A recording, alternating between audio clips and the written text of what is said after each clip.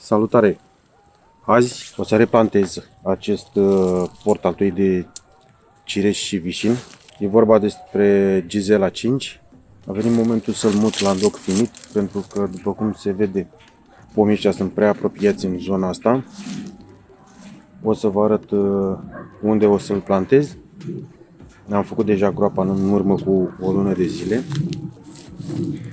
Urmând ca la anul să altoiesc pe cele 3 șarpante formate. L-am păstrat pe astea aici până în momentul ăsta și am încercat să văd dacă din sâmburii lăsați în urma fructificării pot da alții portaltoi.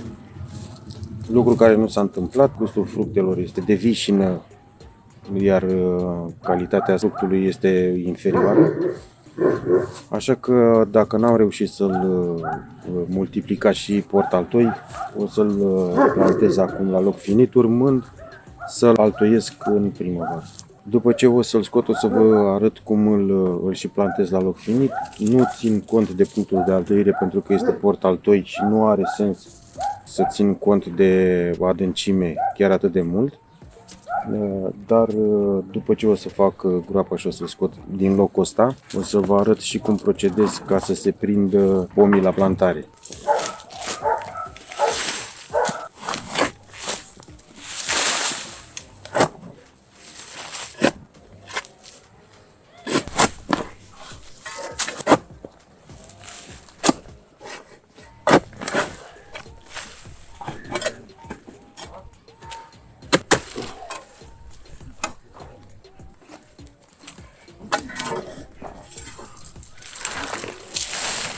E suficient pe rădăcina asta. Hidratez puțin groapa.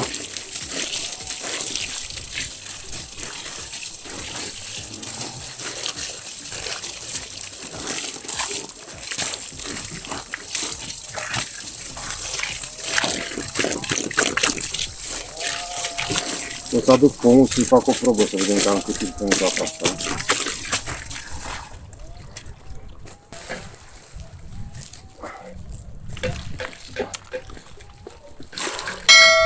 Se vede cam mult. Trebuie să mai bag niște pământ până la nivelul ăsta.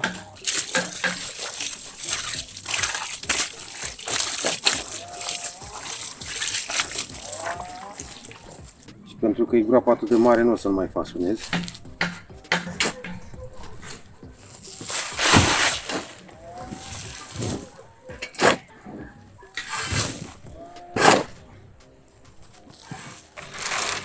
Mai facem o probă. Groapa e destul de lată.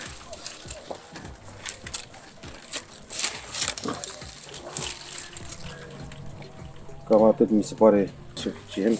Acum ud pământul ăsta proaspăt pe care l-am pus. Și nu-l ud ca să se hidrateze pământul. Bag apă doar pentru a scoate aerul din pământ, să nu rămână aer acolo, pentru a oxida rădăcinile și rizomii.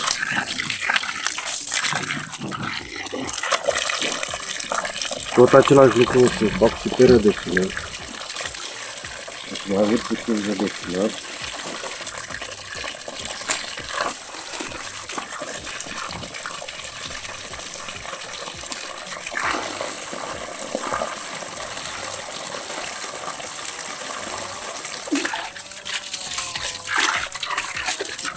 Așa, de fapt, nu sunt secrete, asta e chestie logică. După ce am băgat suficient apă și tot aerul a ieșit la suprafață, rădăcinile în momentul ăsta sunt umectate. Câteva boabe de orz, ovăz, porumb, grâu, ceva în așa fel încât să germineze la un moment dat semințe. În momentul în care germinează o sămânță, s-a nimerit acum să fie orz tratat, amestecat cu ăsta netratat. Ideea e că trebuie să se lipească puțin pe rădăcini. În momentul în care o să încolțească, germenii respectivi elimină auxină. Auxina stimulează rădăcinarea. Și acum voi continua.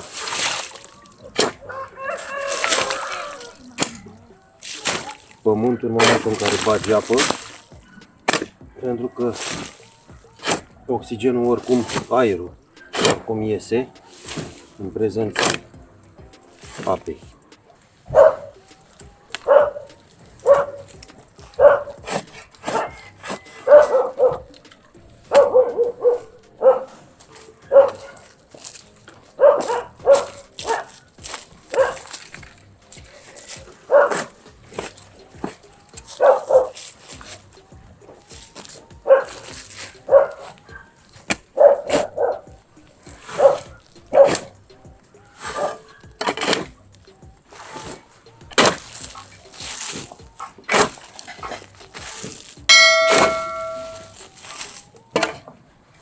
Mai scoatem puțin aerul din el, hai să vedem dacă s-a fixat puțin.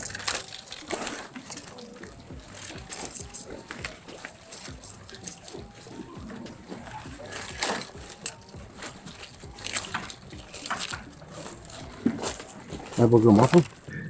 Puteți să observați în zona asta aici, deja ies bulele de aer.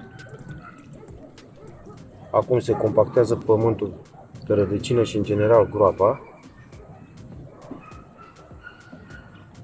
Deci nu e vorba de secetă, că e secetă, trebuie să băgăm apă. Apa pur și simplu scoate aerul din pământ și compactează terenul, astfel încât rădăcina să aibă toți nutrienții lipiți de ea. O să mai stau puțin să se observe cum să mai lasă și pământul. Deci se lasă mai bine decât dacă l-aș fi presat eu cu picioarele.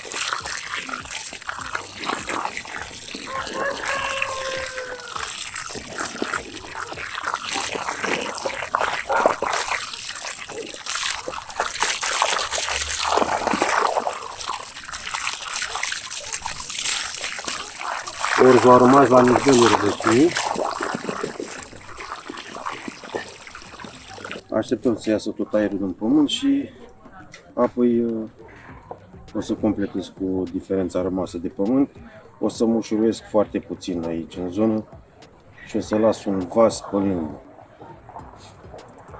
Eu așa am plantat toți pomii ăștia mari.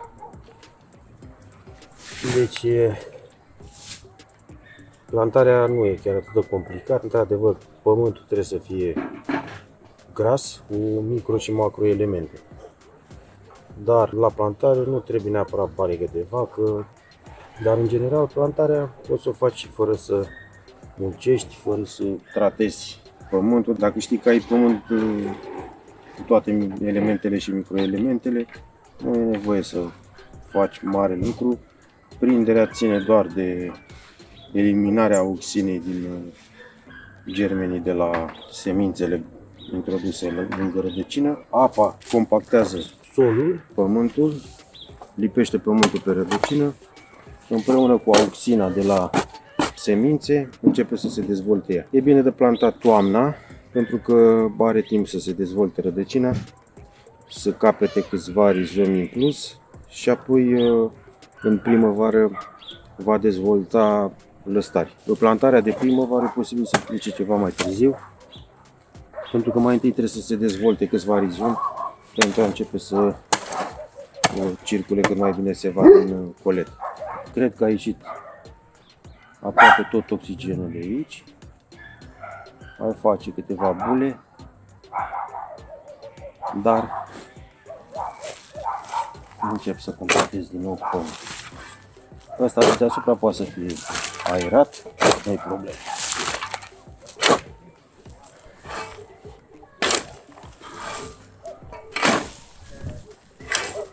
După plantare trebuie să tăiem, să intrăm puțin la tăiat în coroană. Cum am spus mai devreme, eu nu o să păstrez acest pom pentru că este portaltui. Un portaltui pentru cireș și vișin. O să altuiesc pe el cireș probabil la primăvară sau dacă nu o să mai las încă un an să dezvolte mai bine, dar oricum pe cele 3 șarpante rămase deasupra o să aplic altuirea cu un soi destul de ok de cireș. Urmează Tăierea după plantare. O foarfecă dezinfectată înainte. Dacă ar fi fost o nuielușă, l-aș fi tăiat la 60 de centimetri sau chiar 20, cum îmi place mie. Fiind vorba de portaltoi de sâmburoase, tăierile se fac la cep. Nu se dă forma coroanei în momentul plantării, doar se taie pentru a-l stimula în primăvara următoare. Și îl tai pe principiu nimic în centru. Îl ușurez destul de bine. Oricum, dacă pe acesta îl voi altui în primăvară, din mica rădăcină care a rămas și care rămâne la fiecare plantare a unui pom, din mica rădăcină are suficientă sevă pentru a dezvolta lăstarii altoi, pe care zona de altoire o să fie aici, într-un singur mugure. La câți muguri are de pus acum, un singur mugure este suficient pentru a dezvolta un pom.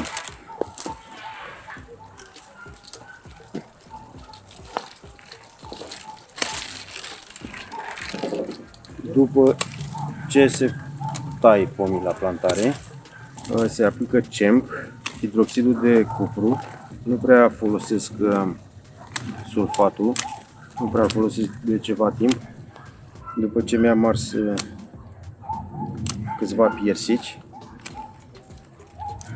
la stropirile din repauze vegetativ nu mai folosesc de atunci sulfatul de cupru, pentru că el devine acid în reacție cu apa și nu are rost să fac stricăciuni.